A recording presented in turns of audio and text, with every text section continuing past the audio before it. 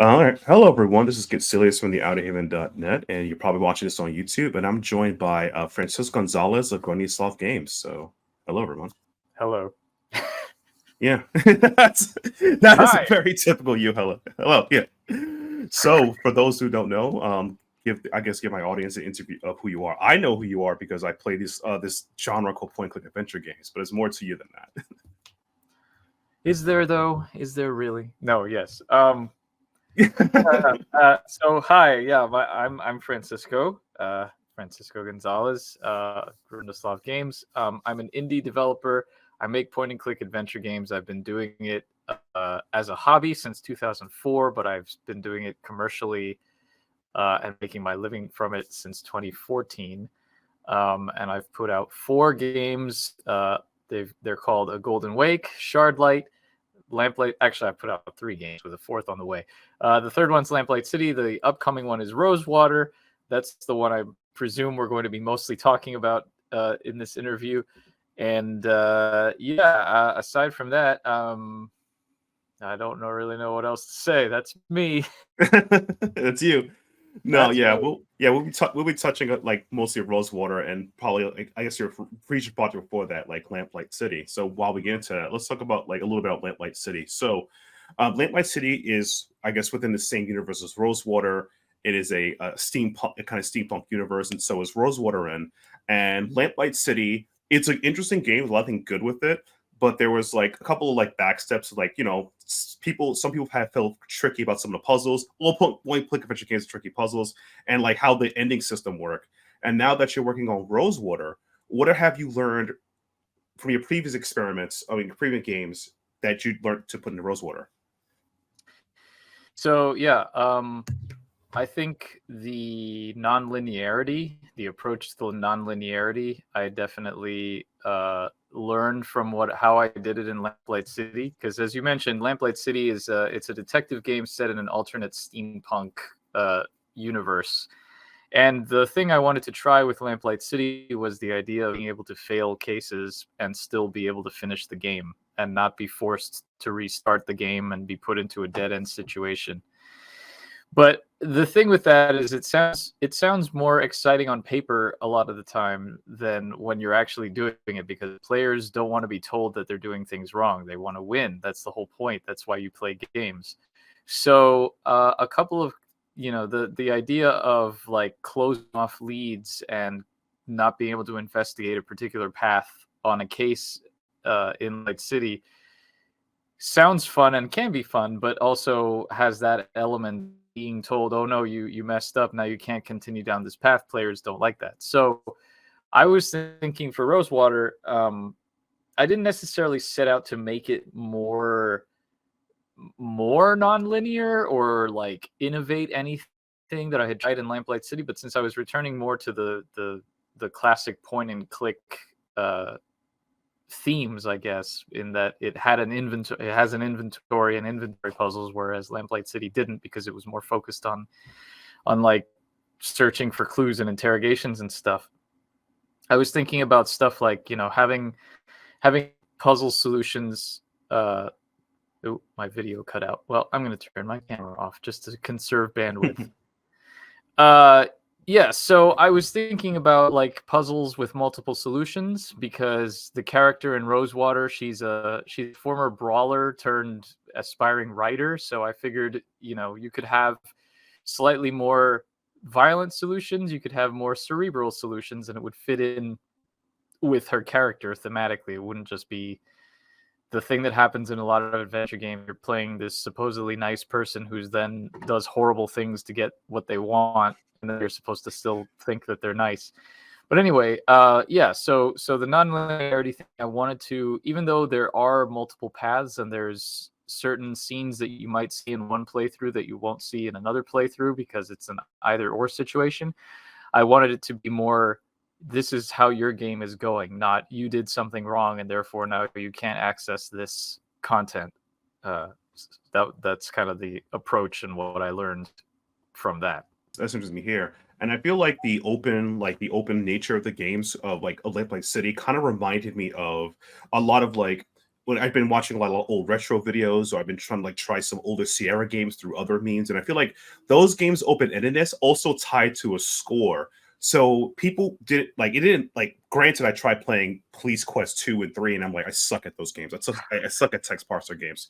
They're really really hard. People who can do them really great, and it's like, oh, if I answer the question this way, I'll get more points. So I think that's probably because of like in Sierra games, they had a point system. So people didn't really think of it as like, oh, you told me to do the wrong thing. Oh, I want my score to go up, you know? I think Yeah. that's a very much difference between like then and now. Yeah.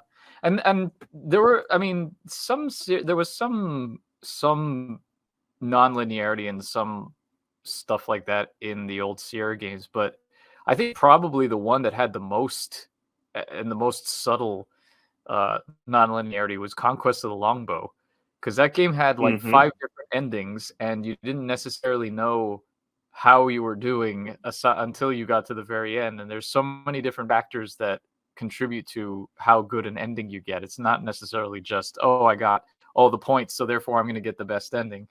But yeah, it's interesting when games do that. Yeah. And I'm looking forward to like seeing Rosewater like look punching and how problems. Like I hope that she doesn't pull a Randy Savage elbow from the top of the saloon. That please don't have that.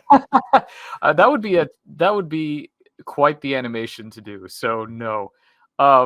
But also like there's not, I don't want to give the false impression that like every puzzle is like do it or punch the person, because it's not quite like that. There are a couple of instances where yes, you can punch someone to get out of the way. It's actually, I think it's the one character, the most punchable character in the game. You actually can punch and to get past him. And there's another character that if you have a really, really, really bad relationship with them, you can punch them at a specific moment in the game. But yeah, generally speaking, there are not every single puzzle has more than one solution, but generally speaking, some of the major puzzles do have either more than one solution, or because the focus is also on the companions and their opinions and how they think a situation should be handled. Like if you go with one companion suggestion, maybe it's a more violent solution, or maybe it's a more puzzly solution kind of thing. And there are some puzzles later in the game where you can only solve that particular puzzle chain if you have a companion with you. So yeah, there's the variety in gameplay there, but it's not just punch or don't punch. It's a little bit more. Yeah, no. That's not great. No, but that I feel like some people know. I was like, because the only thing is I'm picturing, and when I was getting to animation, the game looks very gorgeous and is animated well. From the demo I was able to play and watching the trailers, and the previous games you've done have been done mostly with pixel art, and now you move it over to this animation rotoscope style. Can you go more into details about switching your art direction and visual style for this game? Well, I mean, it's not really that big of a switch because it's still pixel art. It's just higher resolution. So I've been rotoscoping my animations since 2004. It's just that as the time has gone on, my access to technology has gotten better, because when I started rotoscoping in 2004, I only had a digital camera that could take pictures. It couldn't take video. So I used to have to take individual pictures of myself or whoever was modeling for me in the individual frames of animation. So I kind of had to like approximate what a walk cycle looked like or that sort of thing. So it was pretty janky to start with. But later, as I got a better digital camera that could actually take video, and now smartphones, which basically have everything you need in all in one, I've gotten more ambitious with my animations. So yeah, I mean, in a Golden Wake, I was rotoscoping, but I didn't do too much out of the ordinary aside from just like your standard walk cycles and standing up and sitting down and that sort of thing. With Lamplight City, a Golden Wake was like the classic 320 by 200 resolution, which is what most of the old school 90s games were. And then Lamplight City was 640 by 400. So I doubled the resolution there, but it was still, you could still tell it was like pixely. And Rosewater is it's 720p. It's 1280 by 720. So, I mean, the backgrounds and stuff, I've always done like painted. Like, you know, I paint them in Mm-hmm. Photoshop with the brushes and stuff. So it's not like place every individual pixel kind of pixel art, but the characters are. And yeah, I mean, it's basically just been modifying my workflow to work at higher resolutions. And with this game, I wanted to push myself a little bit more. So it's not just, in addition to having more variety of animations and a lot more like action oriented animations, because it's a Western, so you expect a little action. I've also been doing close up cutscene animations to kind of emphasize some of the actions. And honestly, also, it's kind of an easy way out. If I don't want to do a super complex animation with a bunch of characters, I can just do a cool close up and just be like, oh, yeah, this is cool. And then like, oh, and everything else that it was involved in this animation happened between that cut and now what you're seeing. So, but yeah, it's been fun. It's been interesting experimenting with the style and like trying to get more ambitious with the close-ups and stuff. And I think I think they're looking pretty good. I mean, if you played the demo, you saw at least two, which is there's the kid at the very beginning that tries to pick the main character's pocket. You, yeah. Yeah, and there's like a close-up of his hand, and then there's a guy who flies out a window and gets thrown out a window. Yeah. So yeah, I actually, go ahead. Oh, no, go ahead. Yeah, I really did enjoy it because it does, like you said, the animation does feel like a Western, like so random. Like when the guy flew out the top of, I believe it wasn't even the saloon, it was just the office. I'm like, oh snap, a bar brawl. Nope, it's just a regular day at the office. Yeah, just a guy getting thrown out the window. Yeah, but it makes it a little bit more cinematic too, which is cool because, you know, there's a certain cinematic element to the Western genre anyway. So yeah.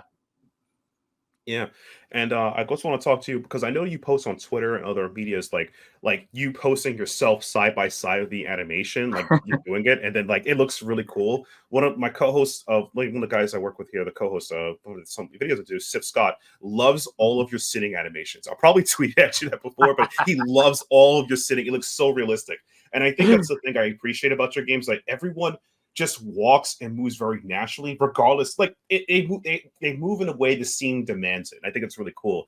So Right. I need to know, how does that work? Like you're posing in the pose for the game, and then you move it over to the to put it into the video game to make it the animation. How does that process work? That sounds extremely painstaking.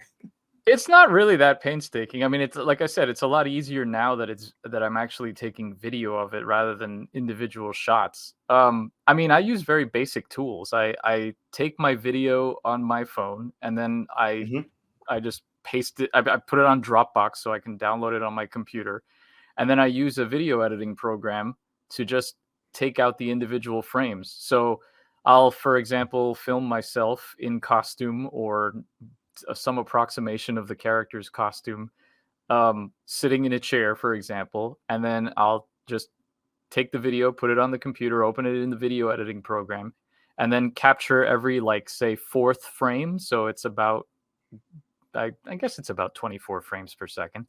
So it looks smooth and natural. So I capture every fourth frame, and then when I have all of the frames for the animation captured, I opened those up in Photoshop CS2, which is like 20 years old, but still works. And that has a little animation window where you can put the frames in sequence. So then once I put the frames in sequence and I can see them and I see how the animation looks and I'm happy with it, then I'll like crop it and then shrink it down to game size. And then I just trace over it and make it look like the character. And then once that's done, I export that as individual animation frames and then import those into Adventure Game Studio. That's pretty cool. And I guess I want to talk to you more that you mentioned the Western. So far I've only was able to hear, maybe because I've played the demo and I heard the trailers. How are you going around the music design of the game? Like, I want to say the music in your previous game, let's say, was a bit grungy. It was a bit like kind of like a very low kind-fi experience ish. But this game, how are you thinking of music wise? Are you going like for a Western? Like, you have any ideas of what you're gonna put into the game musically? Yeah, so the approach to the music was different this time around too. It's the same composer on both games. He's very talented. His name's Mark Bennis.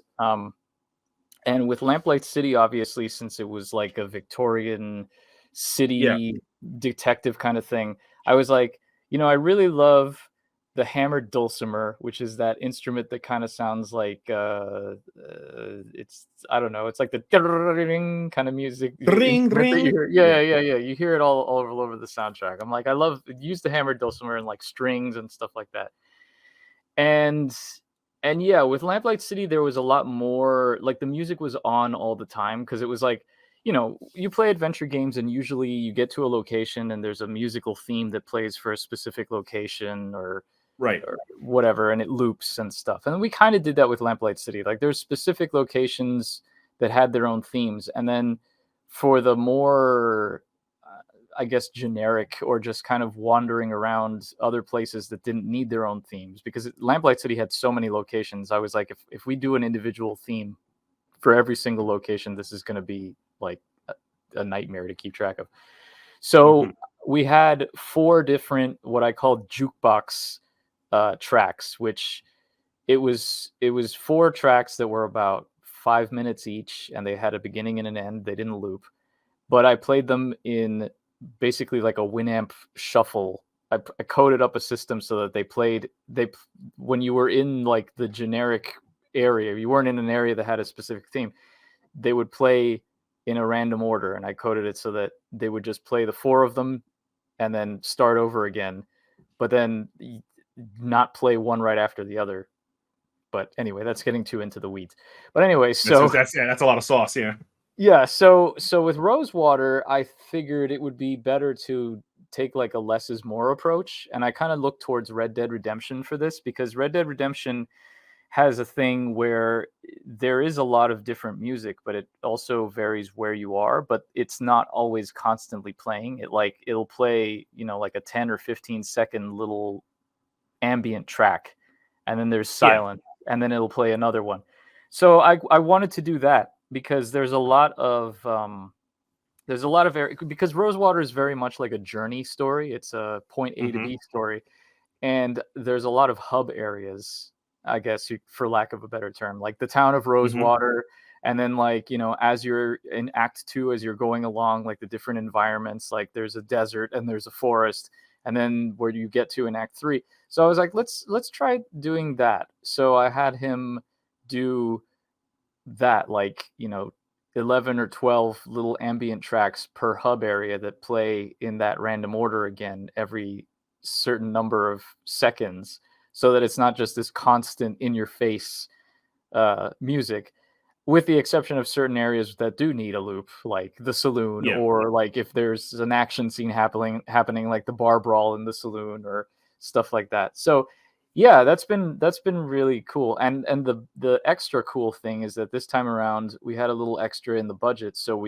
he's gotten live players to add a little sweetness to some of the tracks, and it's been sounding really, really good. He's been actually, over the past few weeks, he's been sending me new updated versions of these tracks that I've heard for years with digital instruments, with now live instruments, and it's like night and day. It's great. So wow, I'm really looking forward to, I'm really excited for people to hear that, because it sounds really, really good. Great. All I'm waiting for is I would say, a kind of like the jaunty remix of the Guy in the Saloon going to Keys. If that, I kind of want to hear that more, because I'm a sucker for the old saloon brawl music of any Western movie. That's like one of my favorite scenes. It could be either the most comedic or the most action. So I can't wait to hear that. It's really cool. What's really interesting about that? It was really weird, because when it was a while ago, because this game's been in production for a while. But when I was asking Mark to compose the music for specifically the saloon brawl scene, I was looking up different examples from movies for bar brawl scenes. And there's like the big one. There's a big one in I think it's the second Pirates of the Caribbean movie, where like the joke is that the bar brawl is happening and Jack Sparrow's kind of just casually walking around and like not getting involved. And then there's like a bar. I had just seen Westworld, the movie, so there's a bar brawl scene in that too. But it's all really like comedy oriented. Like I couldn't find a good example of like a serious dramatic sounding bar brawl scene music. Yeah, it was really weird. So I was like, well, I don't really have any examples to give you, but the basic mood I want to go for is like, it's kind of like a dance, so maybe kind of like a dance kind of rhythm, but also like it's danger. So and he came up with this great tune, and it's even better now because it's got live violin on it. So yeah. That's pretty cool. I cannot wait to hear it. Another thing that I find really cool about Rosewater compared to other westerns is like you have a large diverse of characters of people from like multiple backgrounds, and it gets really cool. And like one character I was interested to learn more about, I hope we don't get any spoilers, is looks like the sharpshooter Danny. I'm hoping I'm pronouncing it right. Danny Liu or Danny Lau? Danny Lowe. Danny Lowe. There we go. I'm hard to pronounce it. Yeah. Yeah, no worries. Yeah, yeah, the thing I wanted to also explore, because of the fact that like the game is about having the companions, because of course the Old West thing leads to the posse, and I'm thinking the Magnificent Seven, even though there's only six characters.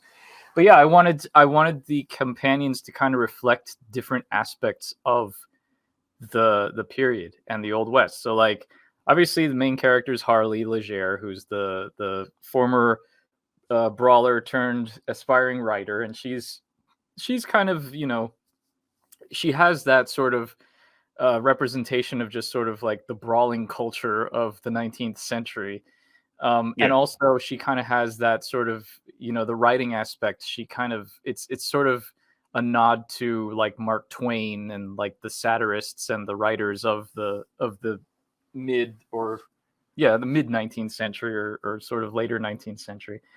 But then each of the companions is sort of a different aspect of the Old West. So like Gentleman Jake is the classic cowboy hero, showman, kind of fast talking classic cowboy kind of guy. Danny is like the sharpshooter, but he also kind of represents the Chinese immigration of the time. You've got Nadine Redbird, who's native Vespuccian in this world, but she's like the doctor. If this was an RPG, their character types would basically be like Harley's the rogue, Jake is the face, the charisma guy, Danny's the sharpshooter, Nadine's the doctor. Then you have Phil, who's the demolitions expert. He's the explosions guy. And he's New Spanish, or which is the stand-in for Mexican in this world. So you've got like the Mexican revolutionary character, and then you've got Lola Johnson, who's like the tracker, and she's the one who owns the wagon, and she's kind of like the southern don't mess with me, but like you can open her you can depending on your relationship with her, she might open up with you. So yeah, I mean it's I hope that that the companions are interesting to players, because I really enjoy them all. Yeah, I'm looking forward to see more of them. Just because it's like, they look interesting enough, at least from the trailer, and I kind of want to know more about them, because I feel like just how they look, and at least from the trailers how they act, I was like, I want to see like okay, you have Danny, who is, as you point out, the Chinese immigrants that come here. How does a Chinese guy in the Old West learn to be a gunsman? Because that's kind of an interesting backstory to get to, because if historically a lot of the Chinese worked a lot of labor positions. Right. So it's like, how did he learn to use a gunman? And Lola being a tracker, it's like most of the tracking bounty hunters were just like either former bandits or actual lawmen from the East. So that's kind of interesting to grow into too. But yeah, I think it's really cool with those character archetypes. I want to see like how they play around with that. Yep, and you'll learn all about them depending on how you deal with them. Because one of the things too is in the second act, as you travel along, there's the wagon that you travel in is kind of the hub area. So between encounters and things, you're on the wagon and you can talk to your companions, or you can pass the time another way. But each of the companions, in addition to like the random scenes and the main scenes that happen across the journey, each of the companions has their own particular character focused scene or excursion. And there's one for if you have a high relationship with them at the time, and there's one if you have a low relationship with them at the time. And so there's two potential scenes for each. But if you have the higher relationship one, it's sort of like it's it's your reward for having gotten to know them. So it's you get a little bit more insight into their past or their character or whatever. But like the low relationship ones you still learn about them too, but maybe not as much. So there's some incentive for replayability there. And it's also, as a designer, you want your players to like or love all of the companions as much as you do, all the characters you write as much as you do. But obviously that's impossible because people are different. Not everybody's going to like everybody. So that also kind of opens it up more for players to choose. Like if they don't particularly like one companion, the game's not forcing them to be like, yes, love this person, please love them. Yeah. So you can play your own way. And kind of figure that out. And it's funny because at one point I was like, well, I should probably figure out a case scenario for like if you hate them all and you're just a jerk to all of them. But then I was like, nah, you know what? That sounds cool, but if I do a jerk run, it's usually like my second or third time, and I'm like, I don't want people to play this game and feel like a jerk. I want them to. The thing I say is, I want this game to feel like you're going on a road trip with your friends. And like maybe you don't like all of your friends, but I hope you like them at least enough to tolerate them, and maybe you love some more than others, and maybe you love all of them. But I just think like, hating them all is not fun. So because that's be a terrible road trip. I mean, the best road trip, the best road trip friend is the guy who bought the food without payback. Like, hey, see chips for everybody. You're a hero. Exactly. You bought chips for everybody. That's the hero. Exactly. Oh man. I guess one of the things before we wrap up this interview, I want to ask you a question. Like, since you're a point and click enjoyer, I'm a point and click enjoyer. Are there any point and click games that you are currently playing right now? No. I mean, unless you count the Thaumaturge as a point and click game, which it's really more like an RPG. It is. Yeah. It is an RPG, but it's like totally controlled with the mouse. So it's kind of like to me it feels like it's Disco Elysium but with combat, and Disco Elysium was basically a point and click adventure. So the Thaumaturge kind of feels like one. So that's probably about as close to one as I'm playing right now. Are you playing anything currently? Because there's been a few. Oh man, so I'm trying to currently scrounge up a few buckaroos to play the Harold Harlebrook game. I heard that looks really cool. Yeah. I love the art style of it, so I was like, that's definitely gonna get me on there. And speaking of Theramage, that was actually one of the games that myself and my co-host recommended for the month when it came out, like 2 months ago. So nice. Cool. Yeah, right. The recommendation system worked, guys. Check it out. No, because it looked really cool to us at the time. So I was like, this looks interesting. But yeah. Yeah, it is. I'm enjoying it. I mean, RPGs aren't necessarily my thing, but this one is adventure-y enough that I'm not like totally confused by all the mechanics. Yeah, I think those are kind of the better RPGs in my opinion. The ones that like just less heavy on the stuff, we can figure it out. Those are really fun. And I guess the one thing I also want to ask you, and I hope this isn't too personal, I think. So a while back, I think it was like sometime last year, you had to make an announcement that like the game, or was it 2 years ago? I could be wrong. That you said the game's being delayed. No longer it's So you're on the right track now or anything. Are you anticipating any delays? Or you still thinking you could everything will be on time? Is someone knocking on your door right now?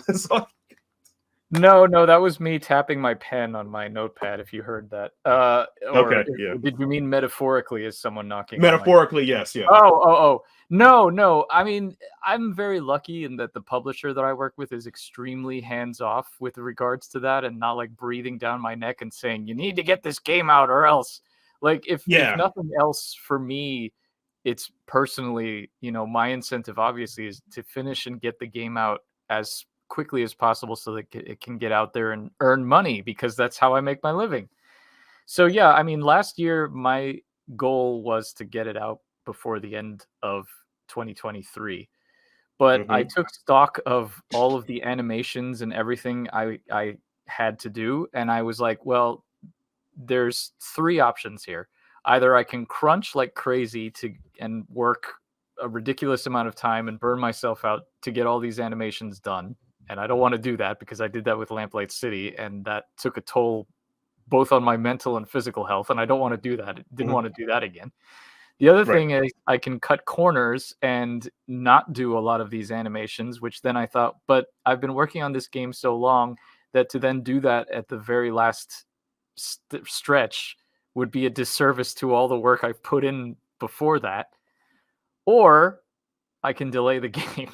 So Right. I decided to delay the game. And yeah, I mean, I've been keeping a running list of all of the animations and all. I mean, the big bottleneck right now is finishing up the character animations and finishing up like environment stuff that still needs to be done. And of course, finishing importing the voiceover, which I've imported most of it, but I still need to do about little less than half of it. But the amount of work that I've currently have compared to where I was at this time last year is significantly less. So I don't doubt that I can get it out this year. In fact I'm like 99% sure that I'll have it out, 99.5% sure that I'll have it out this year, barring any crazy events. But yeah, I mean, I'm on pretty good pace to have it out. I don't want to give a release date or even a release window yet. Oh no, 100%.